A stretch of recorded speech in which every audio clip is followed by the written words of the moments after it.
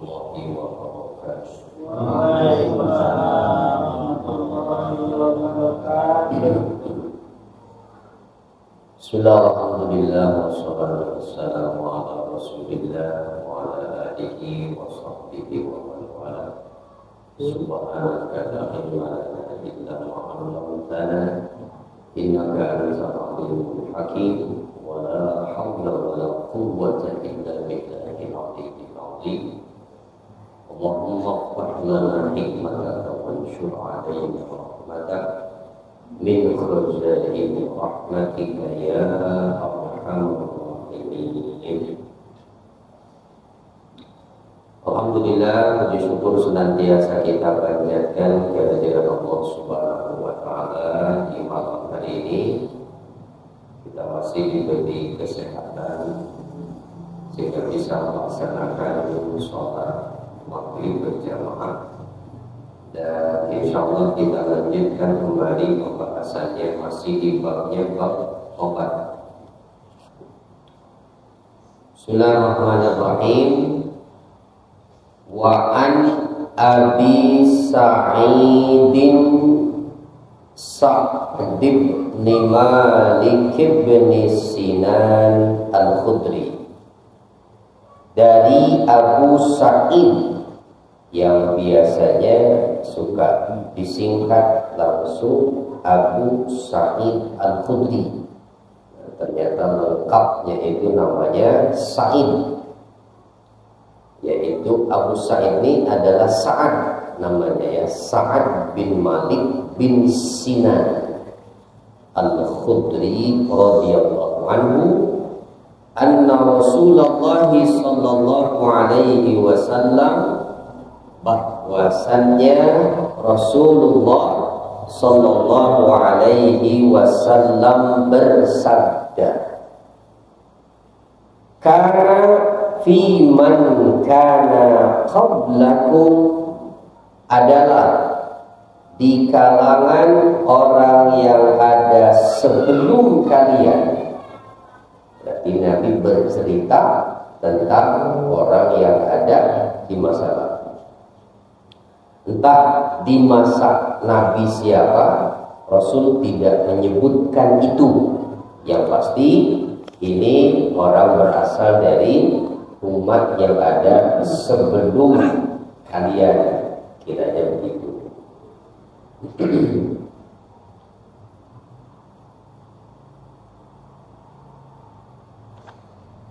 Nah, apa yang disampaikan Rasul?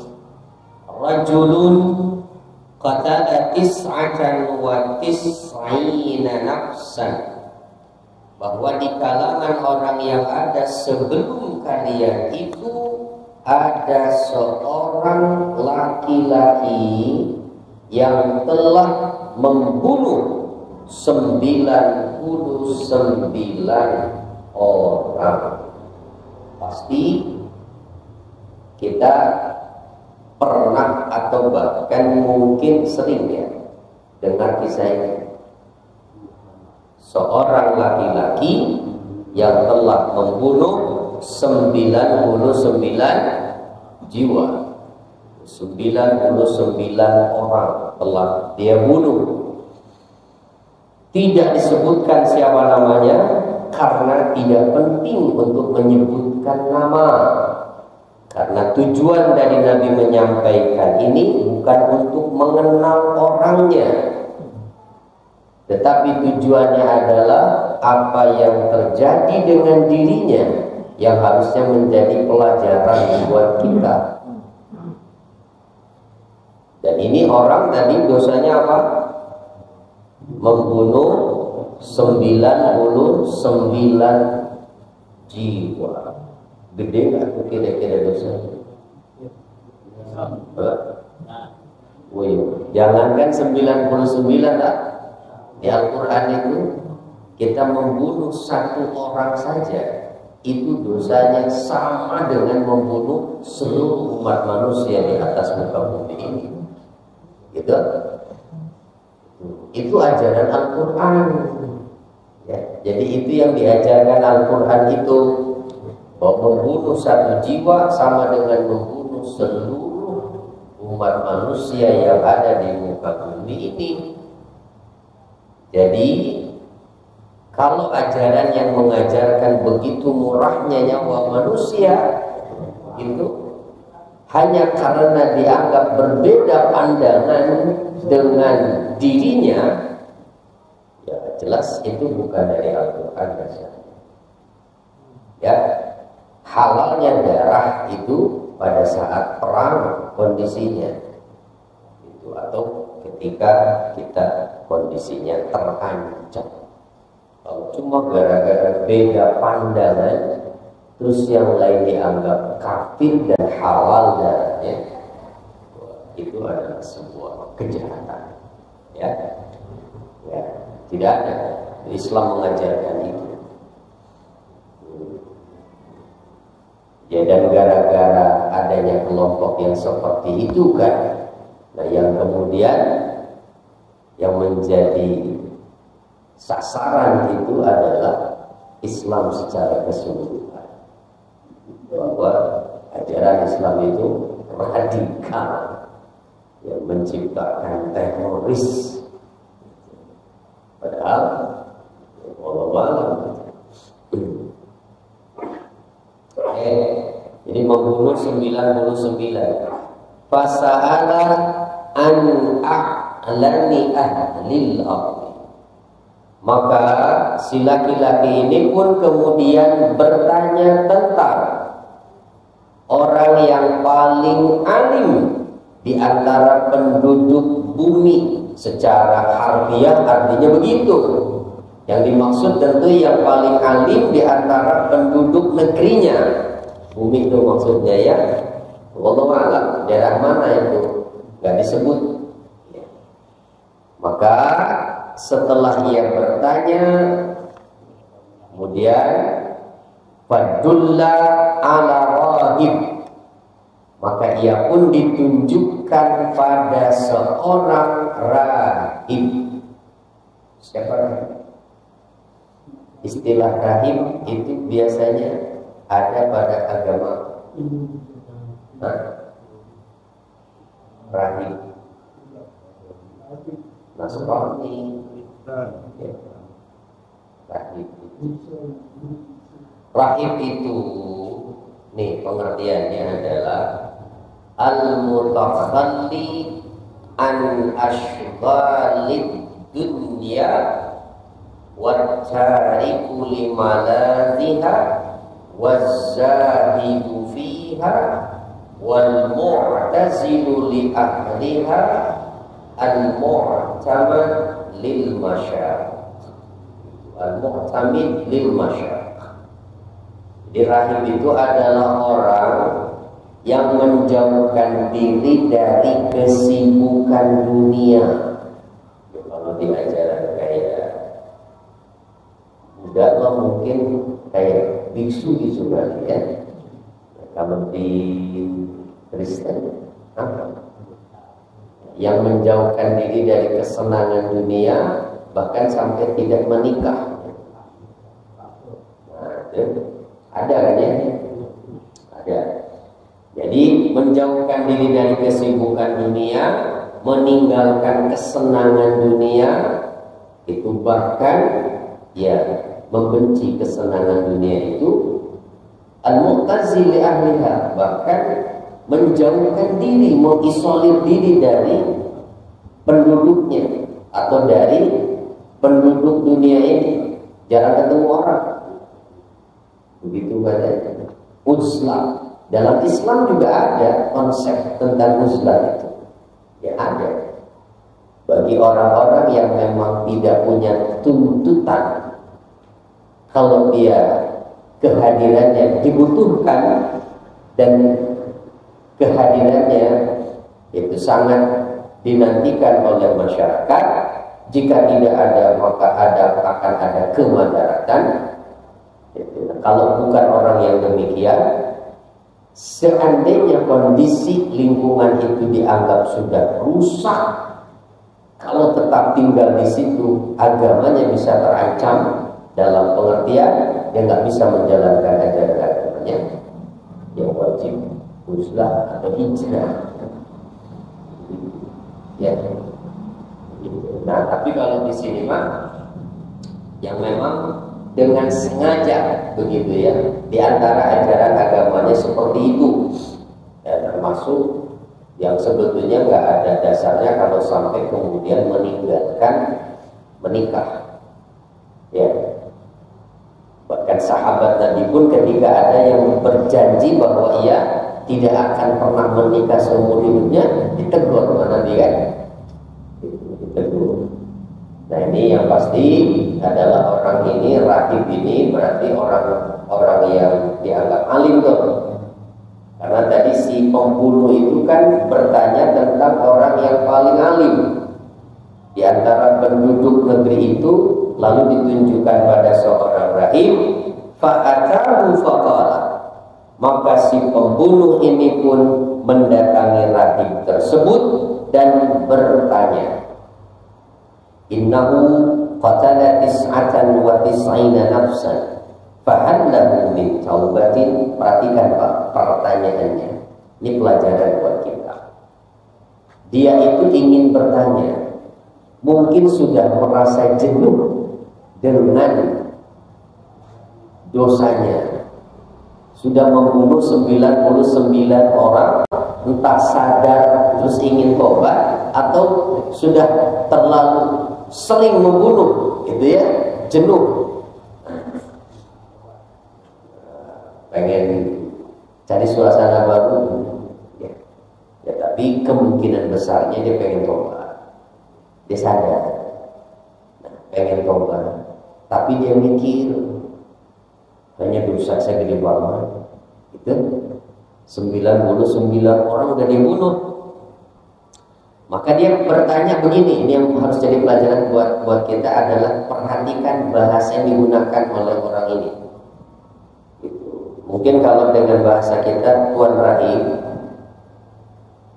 ada seseorang yang telah membunuh 99 orang. Apakah kiranya orang tersebut masih mungkin untuk bertobat? Jadi menggunakan bahasa orang ketiga, padahal yang dimaksudkan dia. Tapi dia nggak bertanya, Rahim, saya ini udah membunuh 99 orang. Kalau saya mau tobat, kira-kira tobat saya terima nggak? Bukan begitu. Tapi ada orang yang sudah membunuh 99 orang. Kira-kira ini orang masih mungkin nggak untuk tobat?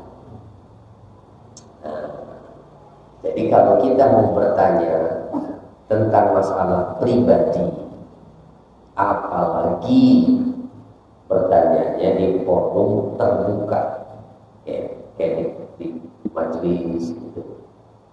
Contohlah seperti orang ini, jangan menggunakan bahasa langsung gitu. Ambil kata ganti orang ketiga. Jika ada orang yang begini, itu gimana? Maksudnya dia. Jadi jangan langsung. Ustaz, tanya ini, saya begini, suami saya begini, istri saya begini, anak saya begini. Nah, kan berarti sudah membuka aib sendiri. Begitu Pak. Itu yang saya maksud pelajaran buat kita.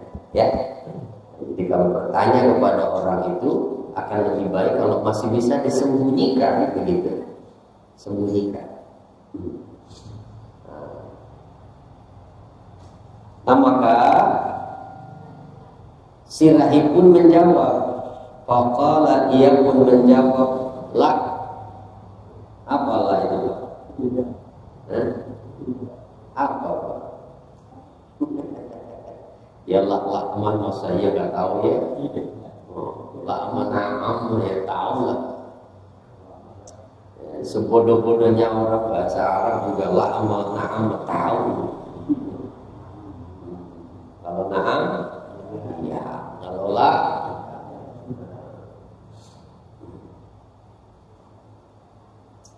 Lah katanya tidak. Maksudnya apa? Gak mungkin dia bisa tobat. Mendengar jawabannya tidak, faqatalahu fakammala bihi mi'atan. Marah dia. Dibunuh ada si rahim itu. Maka ia menggenapkan jumlah orang yang dibunuhnya menjadi 100. Summa sa'ala an ahlami ahli al-ard. Dia pun tanya lagi, siapa kiranya penduduk negeri yang paling alim itu? Fadulla ala rajulin alim. Lalu ditunjukkanlah kepada seorang laki-laki yang alim. Kalau tadi rahib. Rahib itu yang gaya hidupnya menjauh dari kesenangan dunia. Begitu. Dan itu menunjukkan belum tentu dasarnya karena ilmu. Dan belum tentu orang itu cerdas secara ilmu. Sehingga bahasa yang kedua itu yang ditunjukkan itu seorang laki-laki yang alim, mengerti ilmu agama. Faqala, maka si pembunuh tadi pun datang menemui si alim ini dan bertanya, innahu qatala mi'ata nafsin fahal lahu min taubatin. Tuhan, jika ada orang yang telah membunuh 100 orang, kiranya apakah dia masih mungkin tobat? Kata si alim ini jawabannya apa? Na'am. Ya. Ada harapan. Ya.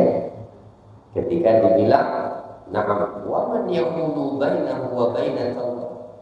Memang siapa yang bisa menghalangi dia dengan taubat? Tidak ada. Sebesar apapun dosa manusia itu, tidak ada dosa yang tidak diampuni oleh Allah, kan? Ya, ada nggak dosa yang tidak diampuni? Hah? Apa? Terus kalau nggak diampuni nggak usah tobat. Gimana? Hah? Nah, ini harus jelas ya. Maksudnya gimana? Ya, syirik katanya adalah dosa yang nggak diampuni. Terus kalau ada orang berbuat syirik, dia nggak bisa tobat dong. Ayo, gimana itu?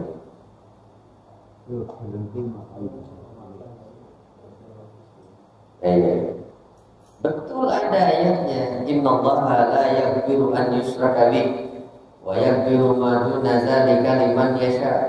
Allah tidak akan mengampuni dosa syirik dan akan mengampuni dosa lain bagi siapa yang dikehendakinya. Ya kan? Terus, tapi di ayat lain ada Az-Zumar 53, qul ya ibadiyalladzina asrafu ala anfusihim. Katakan Muhammad, hai hamba-hambaku yang telah melampaui batas terhadap dirinya dalam bermaksiat, la taqnatu min rahmatillah. Jangan putus asa dari rahmat Allah. Kenapa? Innallaha yaghfiru dzunuba jami'an. Karena sesungguhnya Allah akan mengampuni dosa semuanya. Nah, itu gimana? Nah, bertentangan dong. Yang dipakai yang mana ayatnya? Terus yang pertama nggak usah dipakai. Ya nggak mungkin juga dong. Kan dua-duanya Al-Quran. Ya, nggak mungkin satu kita ambil, satu kita hilangkan. Dua-duanya Al-Quran. Tidak mungkin dua-duanya salah. Atau salah satunya salah. Pasti dua-duanya benar. Nah, makanya mesti dipahami maksudnya apa. Jadi ternyata kalau Bapak baca tafsirnya yang dosa syirik itu tidak akan diampuni, itu ada catatannya. Kapan dosa syirik tidak akan diampuni? Kalau yang melakukan syirik itu tidak tobat sampai dia mati membawa dosa syiriknya. Begitu. Jadi kalau dia mati membawa dosa syirik itu karena nggak sempat tobat, Allah nggak akan ampuni nanti di akhirat. Dan nggak akan dapat syafaat Rasulullah. Karena Rasul menyatakan itu, syafaatku akan diperoleh oleh siapapun yang mati di antara umatku, la yusyriku billahi syai'a, yang tidak menyekutukan Allah. Pakai syarat lagi. Berarti kalau ada orang mati membawa dosa syirik, nggak dapat syafaat lagi. Kalau nggak dapat syafaat lagi, nah jadi gitu. Berarti kan nggak bertentangan tuh ayat kalau begitu mah memahaminya. Berarti pada dasarnya tidak ada dosa yang tidak akan diampuni oleh Allah. Yang Az-Zumar 53 itu termasuk syirik. Karena tidak diampuni itu kalau dia nggak tobat. Ya kalau tobat, asal tobatnya benar. Ya, asal tobatnya benar, itu dengan sebenar-benarnya dia menyesal, Allah akan terima. Ya, akan terima. Nah, kalau kita nggak komparasikan itu dua dalil itu, cuma pakai misalnya syirik nggak akan diampuni, begitu pahamnya ya. Wah, saya udah terlibat syirik dong, saya nggak bisa tobat nih, berarti saya udah pasti neraka. Udahlah kepalang saya mah. Begitu nanti orang. Dosa aja lah mendingan. Orang nggak diterima tobat juga. Dan kalau maknanya begitu, bahwa yang melakukan syirik nggak akan diterima. Ada catatannya ternyata. Jadi kalau pelakunya tidak bertobat, ini kan babnya bab tobat ya. Mungkin bisa kata siapanya tadi, orang alim ya. Intaliq ila ardi kaza wa kaza fa inna biha unasan ya'buduna Allah ta'ala fa'budillaha ma'ahum wa la tarji ila ardika fa innaha ardu su'. Cuma ada pesan dari orang alim ini. Pak besok mau dijawab dulu di situ.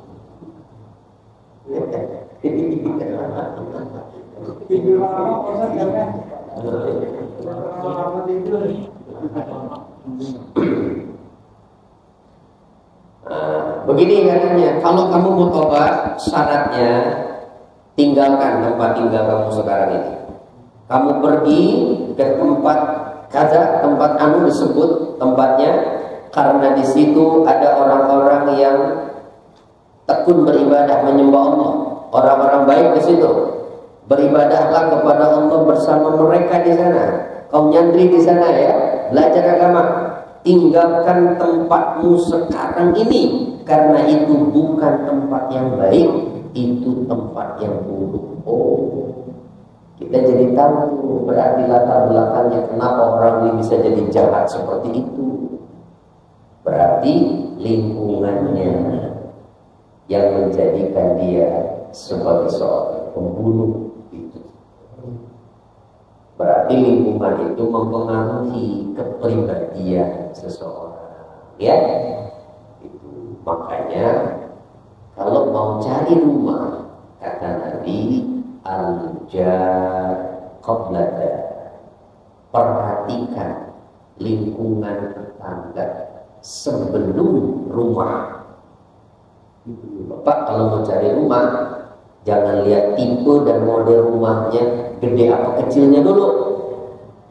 Lihat lingkungan sekitarnya, lihat tetangganya. Tetangga yang paling dekat siapa nih? Muslim bukan? Orangnya seperti apa? Begitu Pak. Kenapa? Kenapa?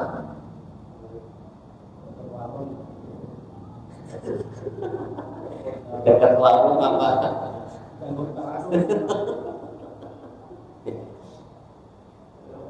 Ini kira-kira warungnya gampang utang apa enggak gitu. Dekat mall apa dekat kuburan? Ya. Nah, kalau dekat RT enak tuh. Nggak usah nyewa ambulan. Tinggal gotong.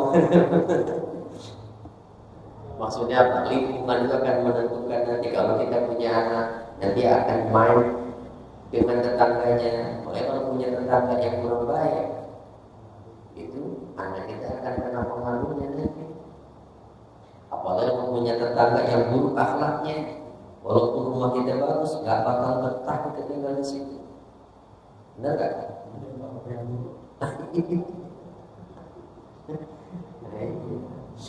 Makanya perhatikan lingkungan. Ya balik lagi sini ya.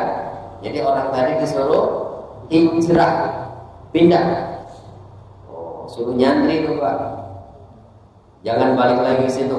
Pantolaqo hatta idza nasafat tariq, maka si pembunuh ini pun berangkat. Berarti benar tobatnya. Karena dia mau ngikutin pesan si alim ini. Berangkat.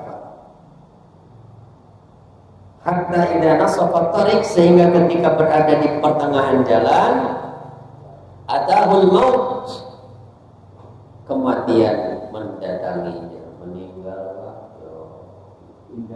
Ya.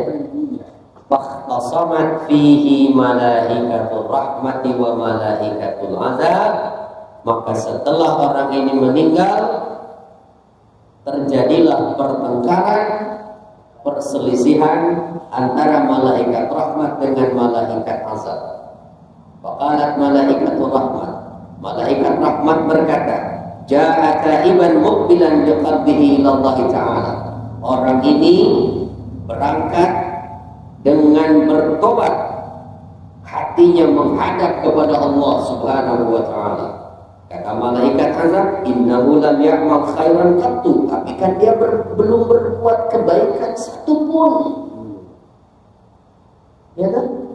Baru tobat, belum apa-apa, udah mati.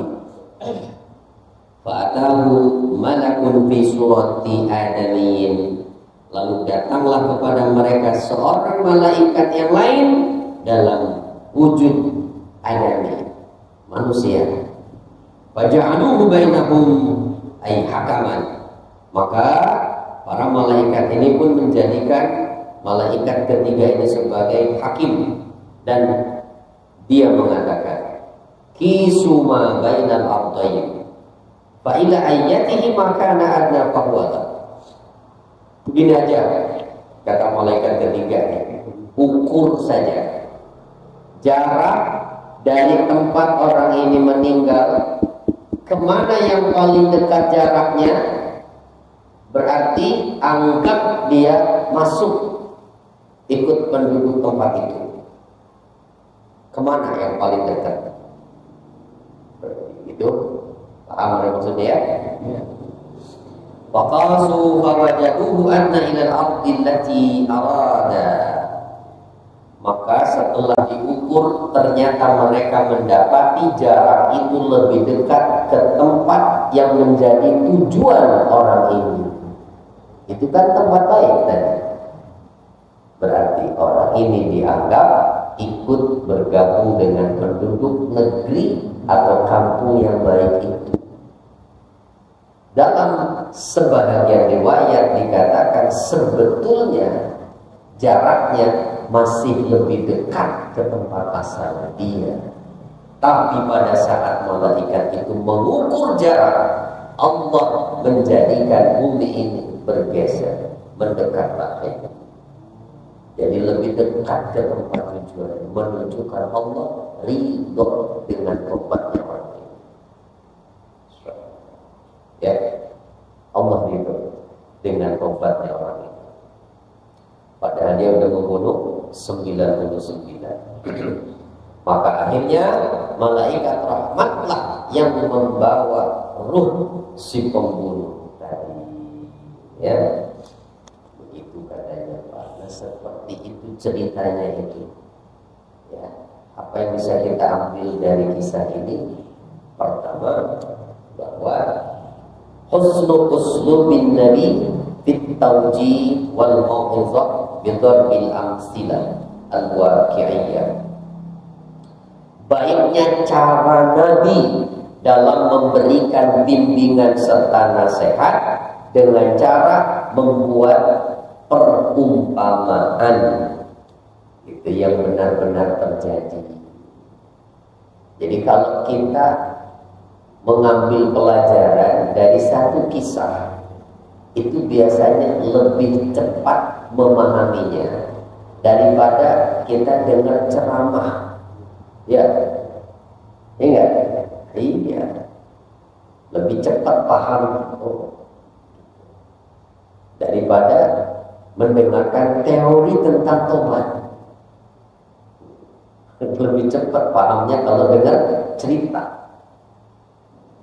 Lebih nempel kalau cerita. Nah, maka Rasulullah menggunakan itu. Itu. Yang kedua, an-nufusul lati fiha isti'dadun lil khairi wal haqq tarji'u ila al-istiqamah wa in harafat biha al-ahwa'u hinan an tariqil huda. Jiwa-jiwa yang memang di dalam dirinya ada kesiapan untuk menerima kebenaran, menerima hidayah, pasti satu saat dia akan kembali ke jalan istiqomah. Begitu, ya. Walaupun sudah jauh menyimpang mengikuti hawa nafsunya dari jalan petunjuk itu. Itu, ya. Sebejat-bejatnya orang, kalau di dalam hatinya masih ada iman, pasti dia mengakui apa yang dilakukannya itu salah. Pasti di hati kecilnya ada keinginan satu saat saya pengen bertobat. Makanya banyak cerita begitu kan, termasuk perempuan pezina yang ngasih minum anjing itu kan, yang dosanya diampuni oleh Allah. Nah kan kisahnya nggak berhenti sampai pada yang kasih minum anjing terus diterima diampuni dosanya. Ternyata peristiwa itu membuat dia sadar, karena di hati kecilnya dia juga mengakui kalau perbuatannya itu kotor.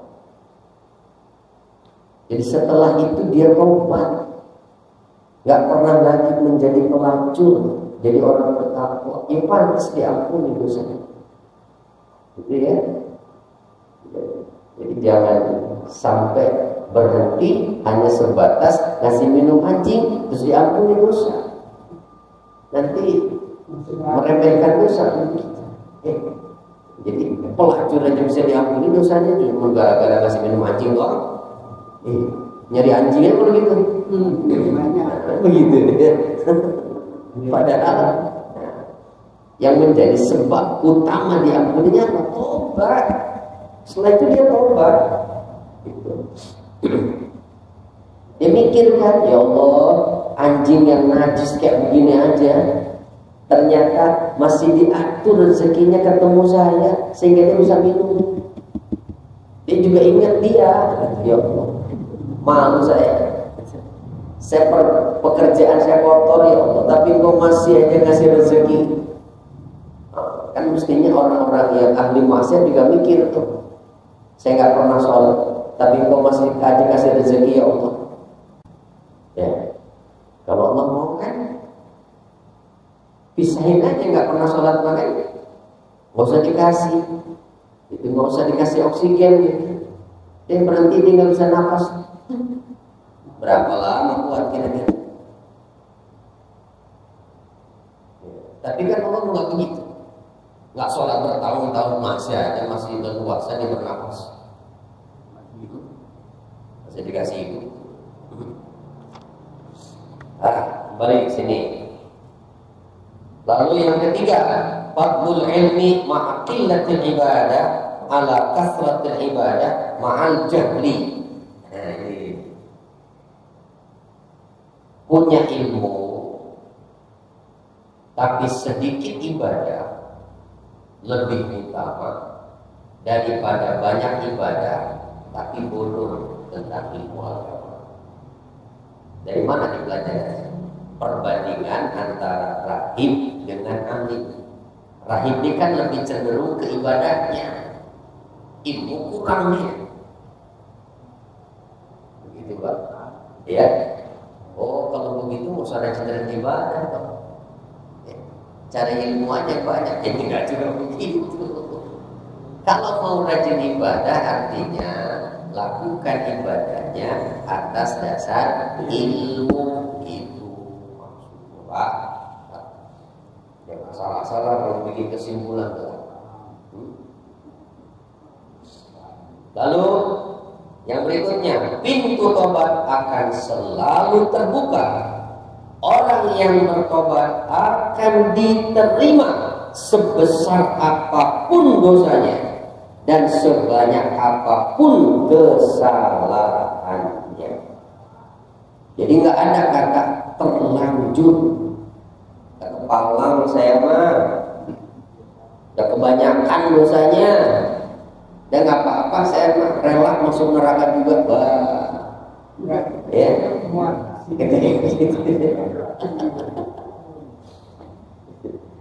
Aduh, senyum tuh iblis kalau dengar orang begitu ya, bangga. Jangan Pak, jangan begitu ya. Sebejat apapun manusia, seburuk apapun kelakuannya, kalau masih mau tobat masih ada. Jadi kalau Bapak ketemu preman yang tato sekujur badan, misalnya saking premannya, tatonya sekujur badan dia tato. Terus tanya sama Bapak, Pak saya mau tobat, kira-kira tobat saya terima Pak? Ah, ingat ada sini ya. Yang sebelah, wah, nggak mungkin ente mah. Takutnya digeplak nanti ya. Nggak ada siapapun manusianya, ya asal dia mau tobat, insya Allah diterima. Asal benar tobatnya.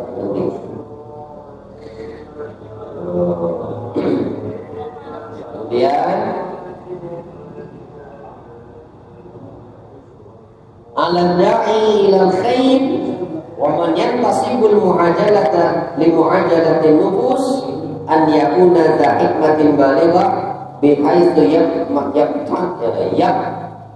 tinu lima yasluhun nufus. Katanya seorang da'i yang mengajak orang pada kebaikan serta orang yang berperan untuk apa? Menangani masalah-masalah kejiwaan, hendaknya ia memiliki ilmu yang cukup sehingga cerdas dalam memahami orang lain. Seorang psikolog apalagi itu harus menguasai betul ilmu tentang kejiwaan orang. Jadi kita ini harus paham siapa yang kita ajak bicara. Kalau ada orang yang diajak bicara ini orang bodoh yang ingin tahu tentang ilmu, jangan direndahkan. Begitu, sambut dengan baik. Tapi kalau ada orang bodoh yang justru menyepelekan ilmu, merendahkan orang berilmu, tidak usah dilawan. Gitu ya, nggak usah dilawan, nggak usah dilayani. Berarti sama bodohnya kita. Udah biarin aja. Anil jahili, berpalinglah dari orang-orang yang bodoh. Nah, jadi ini berarti ilmu komunikasi itu maksudnya ya. Pelajaran berikutnya apa? Diterimanya tobat orang yang membunuh dengan sengaja. Yang membunuh sengaja, kan pembunuhan itu ada macam-macam ya. Maksud yang membunuh dengan sengaja itu artinya apa? ada tujuan memang untuk membunuh dan dilakukan dengan alat yang secara umum itu bisa mematikan. Itu berarti membunuh dengan sengaja. Gitu. Ya, pakai golok, pakai racun. Tapi kalau ada tujuan menyakiti tapi nggak tujuannya membunuh, karena dia melakukannya juga dengan sesuatu yang secara umum nggak akan bisa melukai, apalagi sampai mematikan. Pukul orang, memang bermaksud memukul, cuman pakai sapu lidi, meninggal. Nah, itu termasuknya pembunuhan yang serupa sengaja. Ya, serupa sengaja, sama sengaja, memang ada niat, tapi tidak dengan alat yang umumnya mematikan. Beda hukumannya dengan yang sengaja membunuh. Pelajaran berikutnya apa? Mujanabatu ahli ma'asi wa muqata'atuhum madamu ala halihim wa musahabatu ahli taqwa wal ilmi was salat. Pelajaran berikutnya adalah hendaknya kita menjauhkan diri dari ahli maksiat, memutus hubungan dengan mereka selama mereka tetap dalam kemaksiatannya, serta mencari sahabat ahli takwa dan ahli ilmu serta ahli dalam kebaikan. Cari komunitas yang baik. Kalau kita punya komunitas kurang bagus, lebih baik menjauh. Kalau kita nggak bisa mewarnai mereka, takutnya kita nanti yang ke bawah, ya. Itu pelajaran berikutnya. Ya, seperti orang tadi yang mau tobat, akhirnya disuruh pindah, kan, hijrah ke tempat yang lebih baik. Mudah-mudahan bermanfaat apa yang kita pelajari walaupun dapat satu hadis. Subhanallahumma wa bihamdika asyhadu an la ilaha illa anta astaghfiruka wa atubu ilaik. Assalamualaikum warahmatullahi wabarakatuh.